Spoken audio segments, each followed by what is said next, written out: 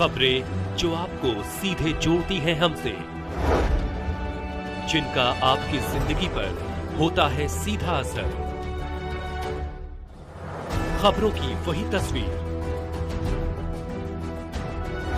बिना बदले बिना डरे, जज्बा सच का लिए, सच दिखाते हैं।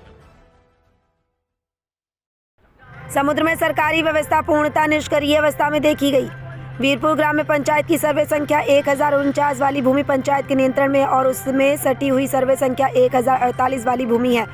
उस पर बनी खबर का उल्लेख वीरपुर ग्राम पंचायत के प्रस्ताव या कार्यालय में नहीं है और वीरपुर सरपंच, तलाटी और पोर्ट साहब को सूचित करने के बावजूद कोई कार्य नहीं किया गया।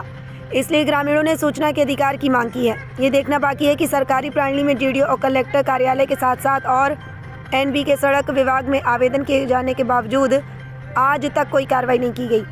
सरपंच, तलाटी और ग्रामीण मांग कर रहे हैं कि सभी हिंदू परिवारों को अपने वोट बैंक को बचाने के लिए हथियार के रूप में इस्तेमाल नहीं किया जाना चाहिए। महिसागर से दिलीप चौधरी की रिपोर्ट। હું મોતી જગદીશ કુમાર વીરપુર, જિલ્લા મહીસાગર। વીરપુરમાં આજે હું 1974 સાલથી હું આગળ રહું છું અને મેં ઘર બનાવેલું હતું। ત્યાં સુધી કોઈએ મને રોકટોક કર્યું નથી અને 11 તારીખના દિવસે મારું ઘર પાડવામાં આવ્યું। કોઈનું કશું તોડફોડ કર્યું નથી અને મારું ઘર કેમ પાડ્યું એનું નિરાકરણ કરો સાહેબ।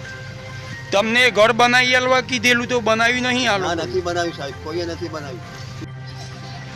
हितेशभाई प्रजापति, वीरपुर तालुका महामंत्री, भारतीय जनता पार्टी। आ एक रोडनो विवादित प्रश्न है અને આરટીઆઈ કરેલી છે।